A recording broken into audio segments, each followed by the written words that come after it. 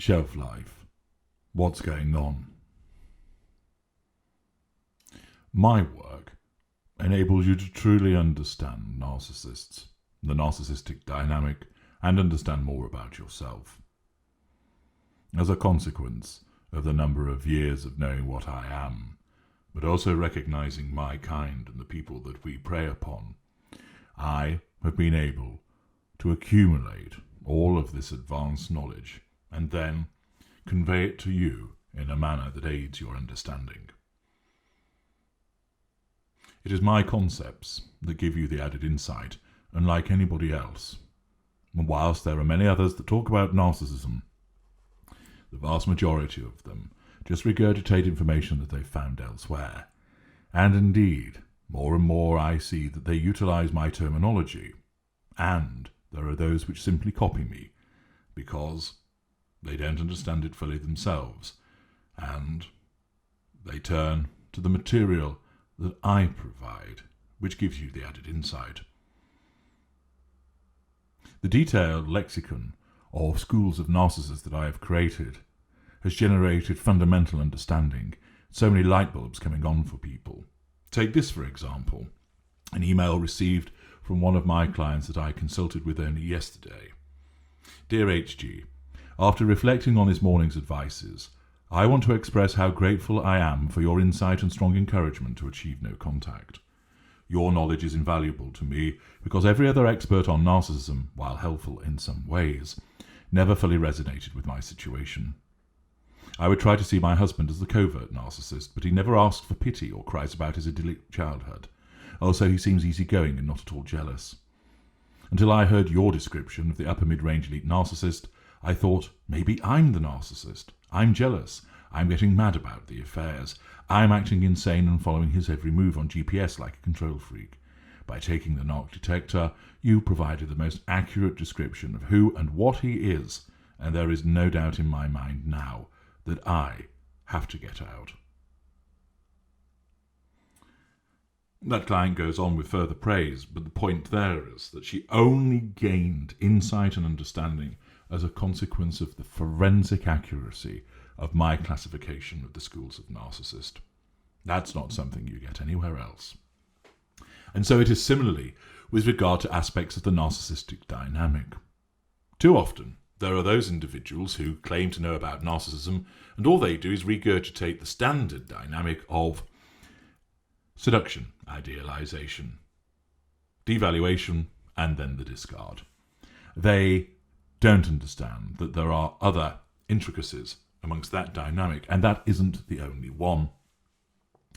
Another of the dynamics is that between the narcissist and the intimate partner secondary source.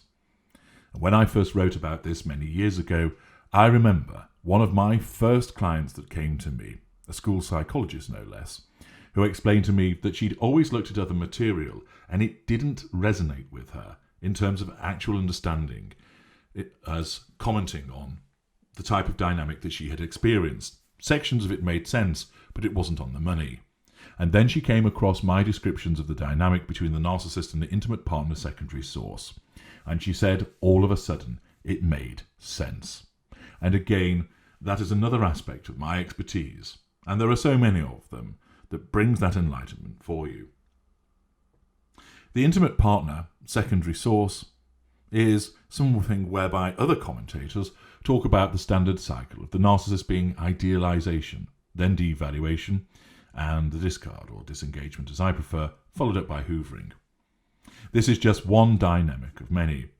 None realise that there are many other dynamics, and one in particular, which is of considerable concern, is in respect of those individuals who are intimate partner secondary sources, which includes dirty little secrets, who are treated by the narcissist and only the narcissist in a shelf manner.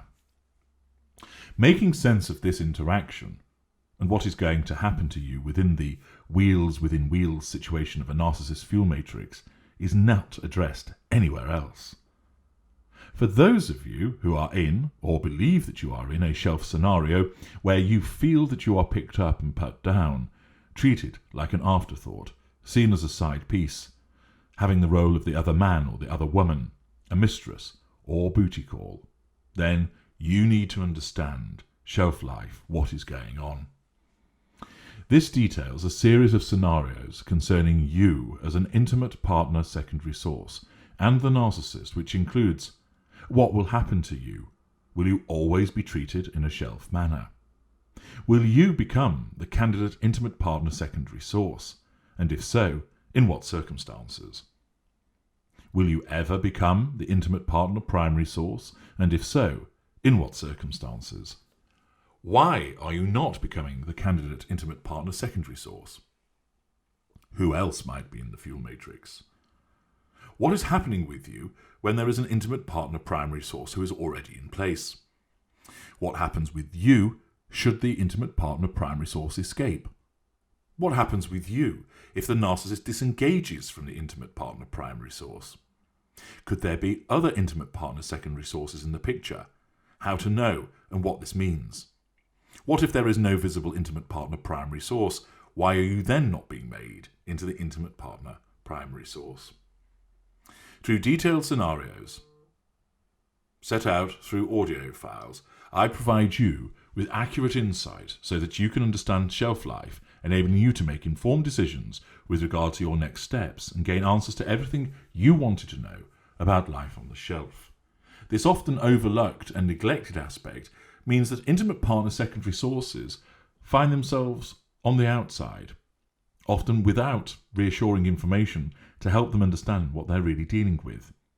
Often they find themselves in a position that they're not really able to talk to anybody for fear of exposing the fact that they're having an affair, that they are the affair partner, that they are engaging in a relationship with somebody who is already in another relationship. They fear being castigated, disapproval, and they're not able to raise it with anybody. And it makes for a somewhat lonely existence in that regard. This material will provide you with the information to answer all of the questions that I've mentioned and more, so that you can finally understand what is going on when you find yourself in a situation of life on the shelf. To learn more, just use the link in the video description, which will take you to the Knowledge Vault so that you can obtain this useful and helpful information. I'm H.G. Tudor. Thank you for listening.